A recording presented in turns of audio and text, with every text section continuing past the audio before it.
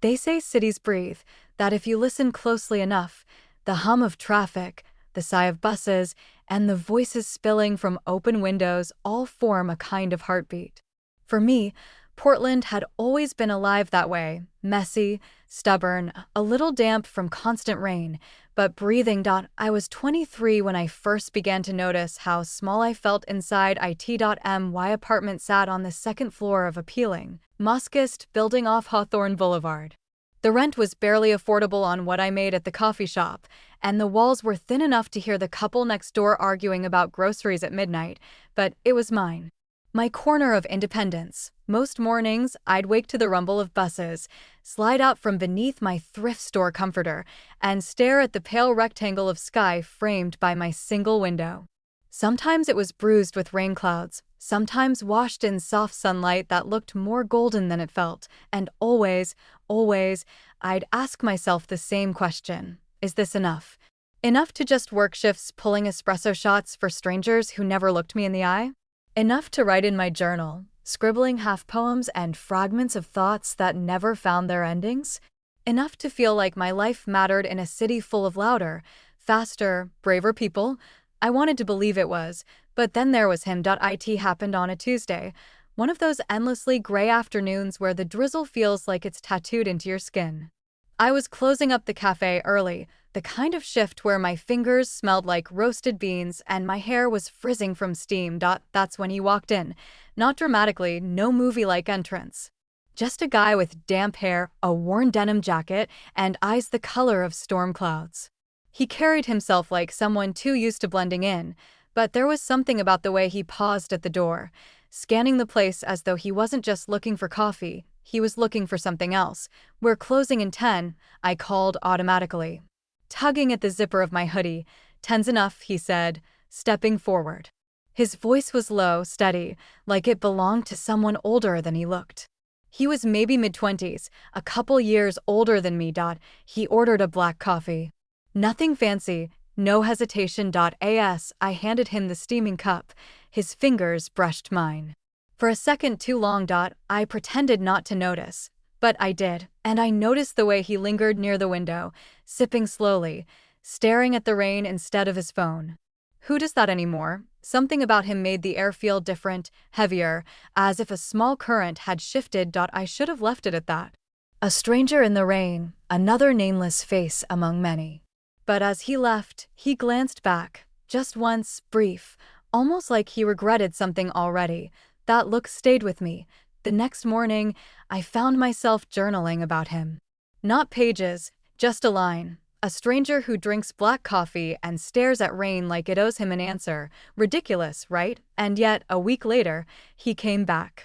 Same time, same rain. Ordered the same thing. This time, he asked my name. I told him. He said his was Caleb. Something in my chest shifted when he said it, like the city's heartbeat had suddenly skipped. The coffee shop where I worked wasn't glamorous. It wasn't one of those glossy chains with polished counters and corporate playlists. It was the kind of place that smelled like burnt beans if you forgot to clean the grinders. The kind of place where regulars kept mismatched mugs hidden in the cupboard with their names written in Sharpie. I both loved it and resented it. I loved the rhythm, the hiss of the espresso machine, the sticky sweetness of syrup bottles, the soft hum of conversations spilling across the counter. I hated the exhaustion, the endless repetition of room for cream and name for the order, until my voice felt more mechanical than human. Caleb, he became part of that rhythm, not every day, not enough to feel predictable, but enough that I'd notice when he was missing. "Your guy's here," teased Mariah one Thursday, nudging me as I wiped down the counter. She was my coworker, perpetually chewing gum and painting her nails neon behind the register. "He's not my guy," I muttered, too quickly. Mariah smirked. Then why'd you fix your hair when he walked in?" I hadn't even realized I had. I learned small things about Caleb in fragments, like puzzle pieces scattered on the floor. He was from Washington originally, though he didn't say what part. He read books with cracked spines and underlined passages in pen. He sometimes carried a sketch pad, though I never saw what was inside. He liked his coffee black, no sugar, no cream, as if compromise wasn't in his vocabulary, but the thing that struck me most was the quiet around him. It wasn't awkward silence, it was deliberate. Like he was always holding something back. One rainy afternoon, he lingered after closing again. I was stacking chairs on tables, hair pulled into a messy bun, and he sat with his coffee untouched. "You don't like the taste?" I blurted, surprising myself. He looked up, startled. "What? You always let it go cold. You don't like black coffee. You just order it because it sounds, I don't know, easier?" He studied me for a moment, then almost smiled. "Maybe I like pretending I'm tougher than I am." That was the first time I saw the edge of vulnerability in him, and it did something to me. At night, when the city quieted down, I thought about him more than I should have. I'd curl up on my secondhand couch, journal balanced on my knees, and replay every detail: the way his eyes flickered when he spoke, the way he paused before answering questions, as though searching for the safest version of the truth. Part of me wanted to lean into it, to chase whatever thread tied me to him. Another part of me whispered caution. People like him don't just walk into your life without reason. People who carry storms in their eyes usually bring rain with them, but loneliness is persuasive. And I was lonely in ways I didn't want to admit out loud. It was a Friday night when he finally asked. The shop had emptied, the streets outside slick with neon reflections.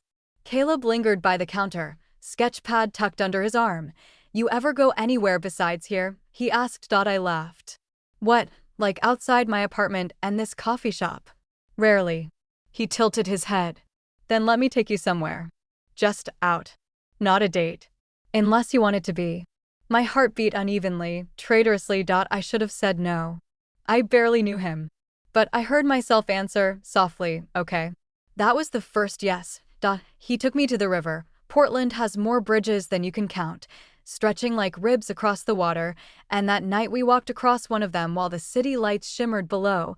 "You ever think about leaving?" he asked suddenly. "All the time," I admitted.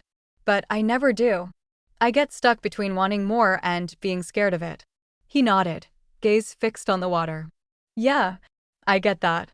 For a moment, we just stood there, two silhouettes against the pulse of the city, and for the first time in a long time, I felt less alone. Saturday mornings at the cafe were chaos, lines out the door. The smell of fresh pastries colliding with the bitter kick of espresso, regulars staking out their tables like territories. I was behind the counter, hair escaping its bun, apron streaked with milk foam, when I spotted him. Caleb.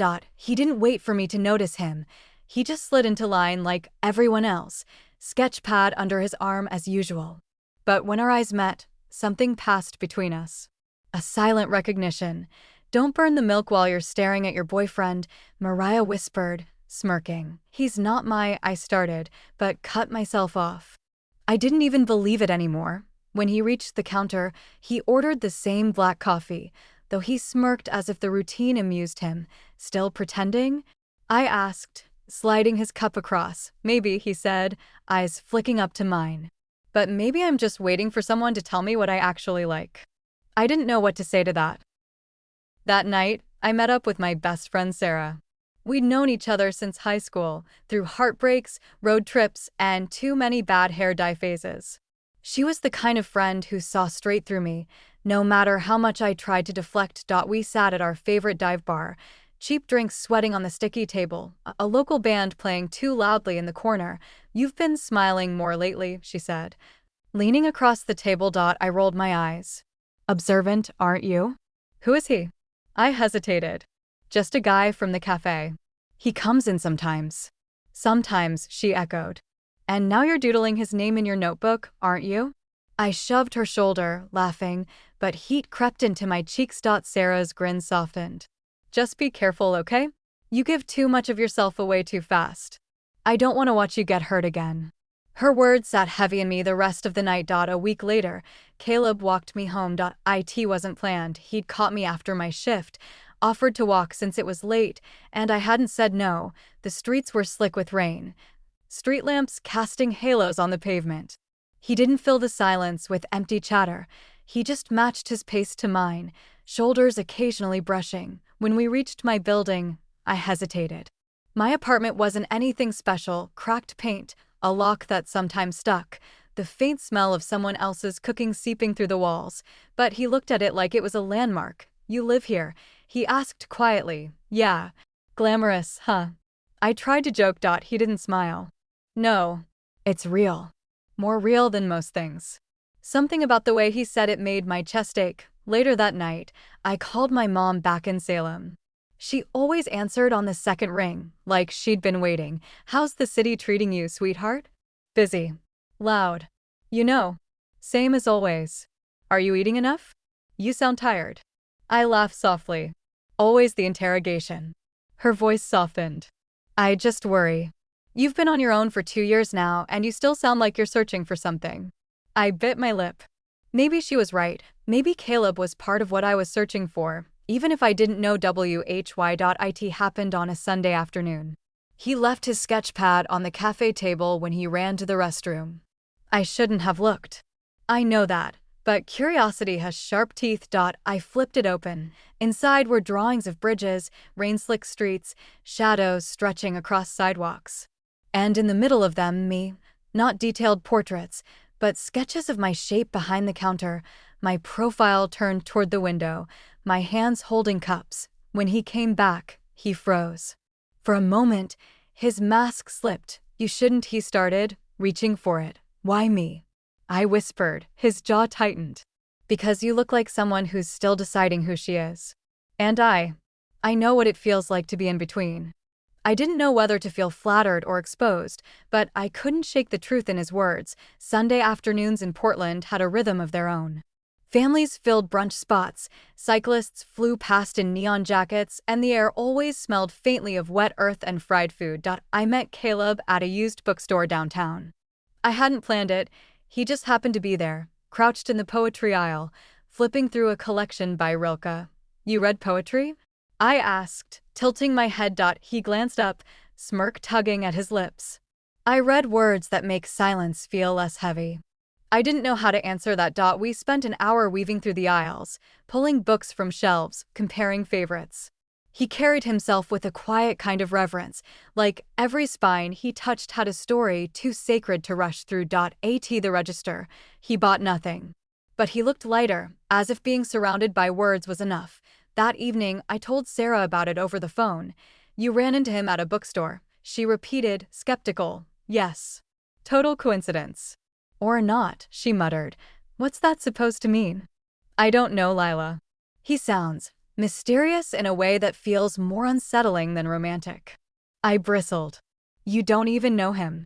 "Neither do you," she said quietly. Her words stuck like burrs. A week later, he brought me to the rooftop of his building. It wasn't fancy, just tar and gravel, rusted vents, and a view of the city skyline glowing against the night. We sat side by side, legs dangling over the edge. The air smelled of rain and asphalt. "You ever feel like you're watching life from the outside?" he asked suddenly. I nodded. "All the time." He glanced at me then, something unreadable in his eyes. "That's why I draw. To convince myself I'm still part of it." Silence stretched between us. I wanted to reach out, to touch his hand, to anchor him somehow. But I didn't. Not yet. Later that night, I asked, "Why Portland?"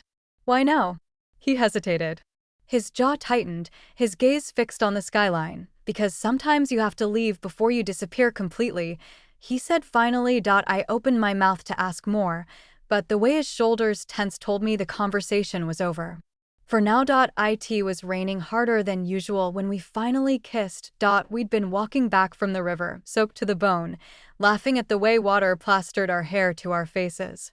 At the corner by my building, we stopped, breathless, shivering. His eyes searched mine, and for the first time, I saw the storm in them soften. And then he kissed me, gentle at first, then desperate, as though he was terrified it wouldn't last. When he pulled away, his forehead resting against mine, he whispered, "You don't know what you're getting into with me."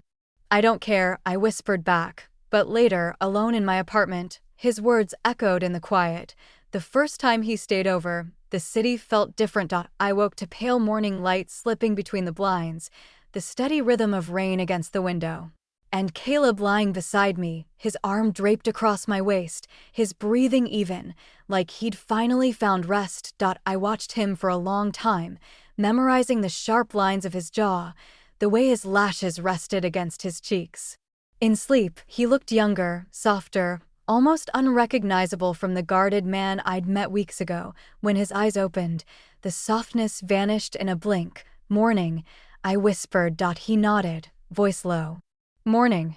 And just like that, the wall between us was back. Over the next few weeks, we fell into a rhythm.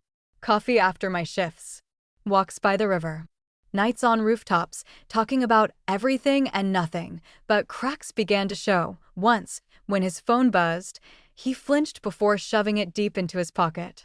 Another time, I asked about his family, and he changed the subject so fast it left me dizzy. And then there were the nights he disappeared. No calls, no texts, nothing.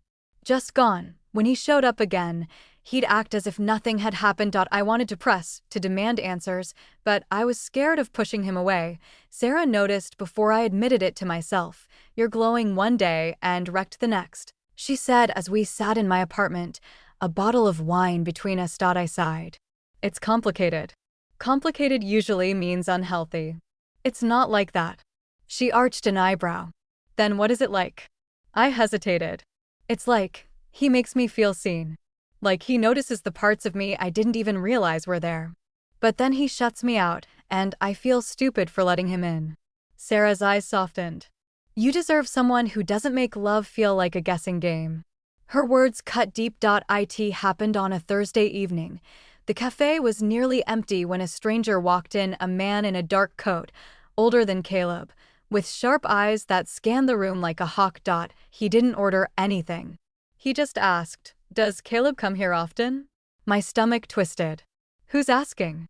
The man's smile didn't reach his eyes. "An old friend." Before I could reply, Caleb walked in. The moment he saw the man, his entire body stiffened. The stranger smirked. "Long time." Caleb grabbed my hand, pulling me toward the door. "We're leaving." "Caleb," I started.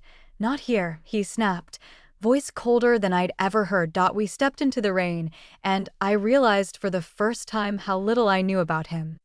He didn't explain that night. We sat in my apartment, the sound of rain filling the silence. I waited, hoping he'd speak first, but he just stared at the floor, jaw tight. Finally, I whispered, "Who is he?" "Someone I don't want near you," he said flatly. "That's not an answer." His eyes flicked to mine, raw and almost desperate. "Please, don't ask me about him." The fear in his voice chilled me, and though every part of me wanted to push, I nodded. For now, after that, things changed. He grew quieter, more restless. Nights together were fewer. When we did meet, his kisses felt urgent, like he was clinging to something slipping away, and me. I was falling, harder than I meant to, even as doubt gnawed at me. Sarah's voice echoed in my head. Complicated usually means unhealthy, but I couldn't let go. Not yet. One evening, while Caleb was in the shower, I glanced at his sketch pad lying open on the couch. This time, it wasn't bridges or shadows. It was the man from the cafe. Drawn in dark, heavy lines, eyes sharp, mouth set in a cold smile. Beneath it, in jagged handwriting, he'd written, "Don't let him find me." My heart pounded as water ran in the bathroom. For the first time, I wondered if Caleb wasn't just hiding a past, he was running from it. That night I couldn't sleep. The sketch burned in my mind, the man's sharp features etched in dark strokes, the desperate scrawl beneath. "Don't let him find me." Caleb lay beside me, his chest rising and falling in steady rhythm, as if he carried no weight at all. But in sleep, he twitched, murmured something I couldn't make out, and his hand clenched into a fist. I wanted to wake him, to ask what haunted him. But fear rooted me in silence. Instead, I lay there staring at the ceiling, wondering who I had let into my life. Days passed with a fragile normalcy. We met for coffee. We walked along rain-slick streets. We kissed under flickering streetlights. But one night, while we sat on his rooftop, sharing cheap beer and watching headlights crawl along the freeway, his phone buzzed again. He cursed under his breath, stood quickly, and turned away. His voice was low, urgent, sharp in a way I'd never heard before. When he returned, I asked, "Who was that?" "No one," he said too quickly. I narrowed my eyes. "You're lying." His jaw tightened. "And if I am?" The silence that followed was heavier than the rain clouds above us. The next morning, he showed up at my door, drenched from the rain, eyes shadowed with exhaustion. "I can't keep doing this," he muttered. "Doing what?" I whispered, "Pretending you won't get hurt if you stay near me." I stepped closer. "Then tell me the truth." He swallowed hard, eyes locking with mine. "There are people I used to know, people who don't let go. That man in the cafe, he's one of them." My heart pounded. "What do they want from you?" His lips parted, but he shook his head. "Not tonight." "I can't," he exhaled sharply. "Please just trust me." And against every warning voice in my head, I did. I told Sarah a fraction of it, careful not to betray Caleb's trust. She listened, eyes sharp. "So, he's running from someone." "I don't know," I hedged. "Lila," she said firmly, "you're not stupid. You do know. You're just scared of admitting it." Her words stung because they were true. It happened 2 nights later.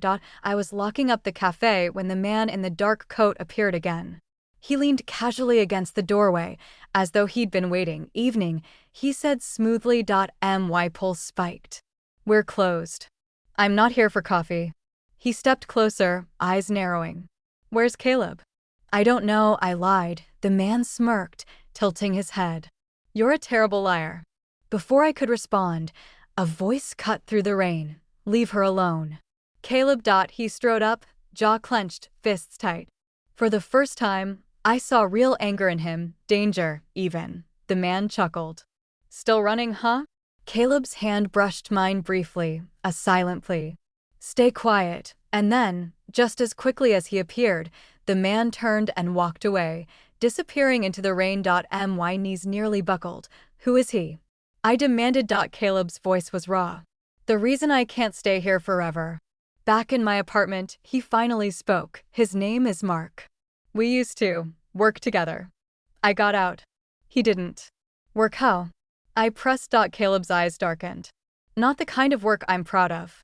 I waited, but he didn't say more. Instead, he reached for my hand. "Lila, if you want to walk away now, I won't blame you." My heart ached, but I squeezed his hand tighter. "I'm not walking away." And though I meant it, a quiet voice inside whispered, "Maybe you should." After that night, the city felt different. Every shadow stretched longer. Every footstep behind me echoed louder. I caught myself double-checking locks, glancing over my shoulder, expecting to see that dark-coated man at every corner. Caleb was more distant too. He'd hold me close one moment, then retreat behind his walls the next. It was like he was fighting a war inside himself, one part wanting to keep me safe, another part believing he couldn't, and still, I couldn't let go. We sat on his rooftop again, the skyline glittering in the distance. Caleb hadn't spoken for nearly 20 minutes, and I finally whispered, "You can't keep shutting me out. I'm already in this. Whether you like it or not." His jaw tightened. For a long time, I thought he wouldn't answer. Finally, he said, "When I was younger, I got mixed up with people I shouldn't have. Mark was one of them. He taught me how to survive, but survival had a cost. Things I did, things I still see when I close my eyes." My chest tightened. "What kind of things?" His gaze flicked toward me, raw and haunted. "Things that don't go away just because you want to start over." Silence swallowed us. He didn't need to say the word. I already knew. Crime. Violence. Choices that left blood on his hands. Yet when he reached for mine, I didn't pull away. A few nights later, I found him in my kitchen, pacing like a caged animal. His hair was damp, his shirt clung to him, and his hands shook. "What happened?" I asked. "Mark's not just here to scare me," he muttered. "He wants me back." "Back? Doing what?" His laugh was hollow. "Let's just say it pays more than coffee and sketchbooks."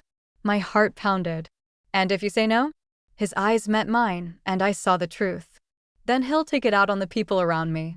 It happened faster than I thought possible. Sarah called me one evening, her voice trembling.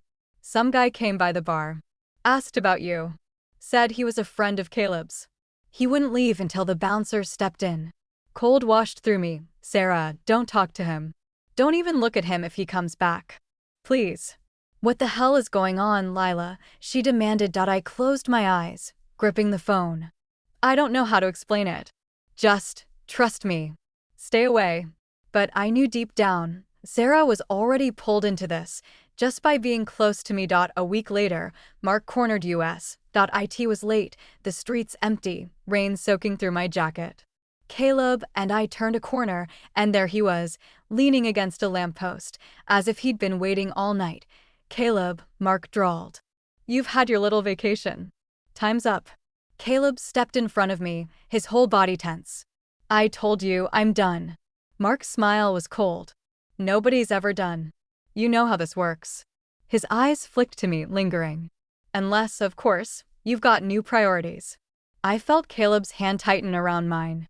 His voice was steady, but I could hear the tremor underneath. If you touch her, I swear, Mark laughed, low and cruel. Relax. I don't need to touch her. All I need is for you to remember where you belong. And then he walked away, disappearing into the night, leaving only the echo of his threat behind. Back in my apartment, Caleb collapsed onto the couch, head in his hands. You should hate me, he muttered. I don't. He looked up, eyes wild. Then you don't understand. Mark doesn't bluff. If I don't go back, he'll hurt you. Or Sarah. Or anyone else he thinks matters to me. Tears stung my eyes, but my voice was steady. So what, you just give up? Let him own you again. Caleb's silence was answer enough, and in that silence, I realized the truth. Whatever love we were building was balanced on a knife's edge, and sooner or later, it was going to cut. After that night with Mark, Caleb changed. He came around less, and when he did, his words were clipped, his eyes restless, as if he was always scanning for someone just out of sight. I tried to reach for him, to pull him back, but it felt like hugging smoke. You're shutting me out, I whispered one evening as he stood at my window, watching the rain blur the glass. I'm keeping you safe, he replied without looking at me. By disappearing? His jaw clenched. By not letting you carry my sins. The silence between us felt sharper than any argument. A few days later, I found a note slipped under my apartment door. My stomach dropped as I read it. You don't know who you're sleeping next to. No signature. No explanation.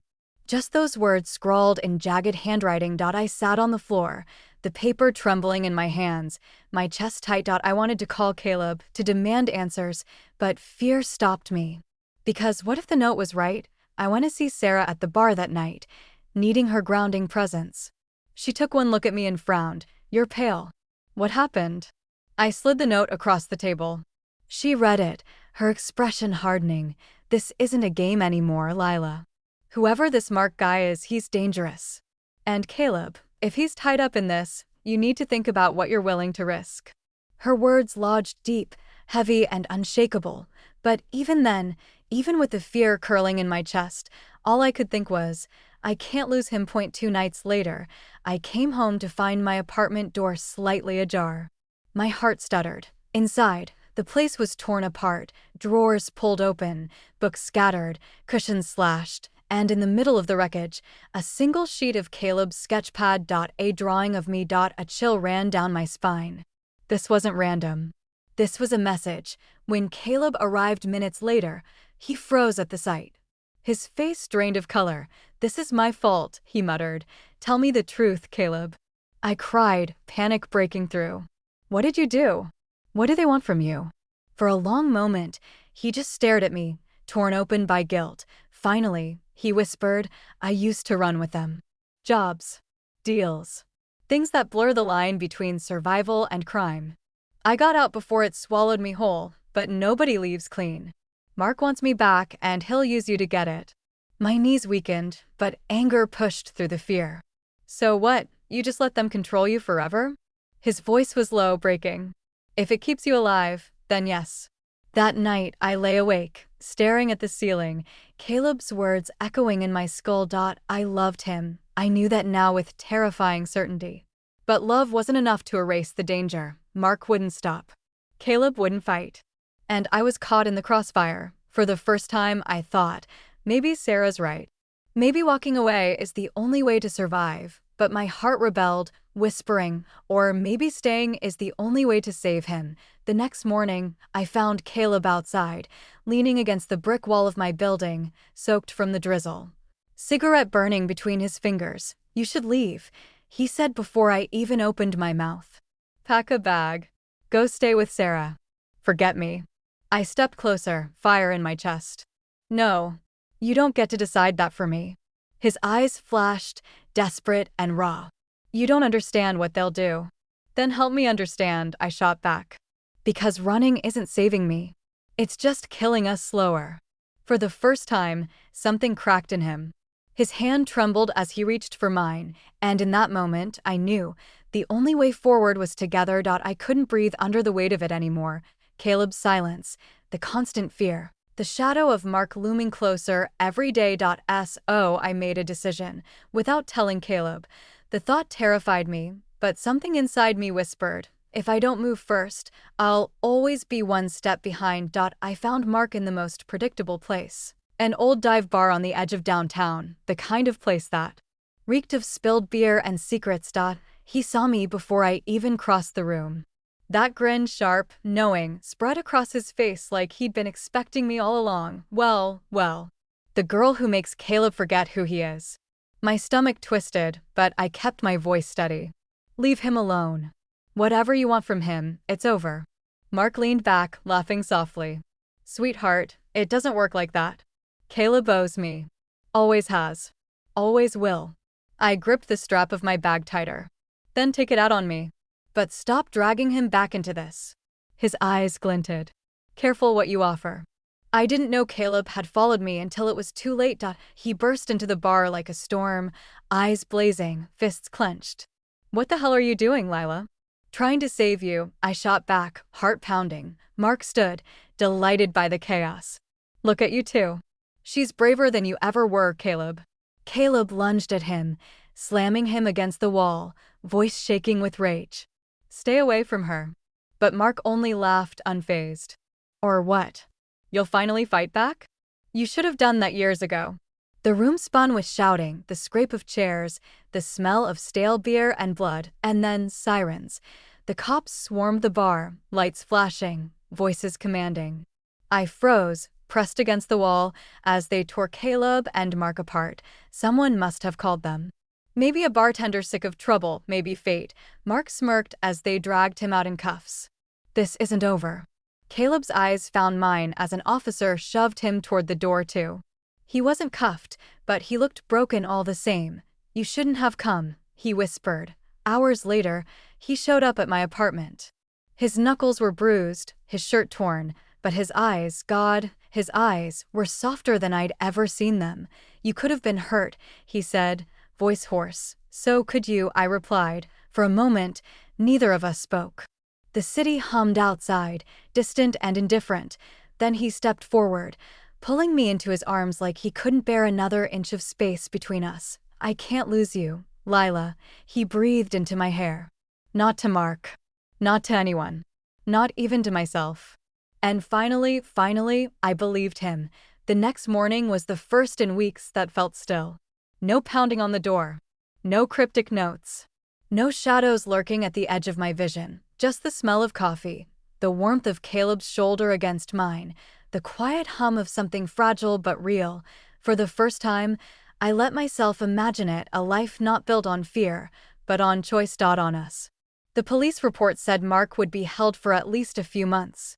Assault, resisting arrest, probation violations, his list was long enough to buy us time. But I knew time wasn't the same as safety. Every corner of the city still carried his shadow for me. The bar where he smirked. The streets where I swore someone was following me. The nights Caleb woke up in a cold sweat, haunted by ghosts only he could see, but there was something else too. For the first time, we weren't running. We were standing still. Together, Caleb started talking more. Not everything, he still kept pieces of himself locked away, but enough. One dawn, as the light spilled pale and golden across my apartment, he whispered, "I used to think love was a weakness. Something people like Mark used against you." I traced the scar on his knuckle gently. "And now?" His eyes met mine, steady, unguarded. Now I know it's the only reason I'm still here. I wanted to cry, but instead I kissed him, slow and certain. We carved a new routine out of the chaos. Coffee in the mornings, sometimes shared silence, sometimes teasing banter. Afternoons when he sketched in the window light, and I worked on my writing. Evenings where we cooked cheap pasta and laughed about how neither of us could chop an onion properly. It was messy, imperfect, unsteady, but it was ours. One night, I found a folded sheet of paper tucked into a sketchbook. It wasn't addressed to me, but it was about me. She doesn't know she saved me. She probably never will. But every time she looks at me like I'm worth something, I almost believe it myself. I never told him I read it, but I kept the letter tucked away in my journal, a reminder that sometimes the words people can't say out loud are the truest of all. The call came months later. Mark was being released. When I told Caleb, I watched the old storm flicker in his eyes, but only for a moment. Then he took my hand, firm, grounded. "He can't take from me what I've already given you," he said. "And he sure as hell can't take you." I believed him. For the first time, I wasn't afraid. The city kept moving. Seasons shifted. Leaves turned amber, then fell, then grew green again. We stayed, not because it was easy, not because the past disappeared, but because somewhere in the mess, we had found something worth holding on to. And when people asked me, years later, why I stayed in Portland, I always said the same thing, because sometimes love isn't about escaping the shadows. It's about choosing who you'll face them with.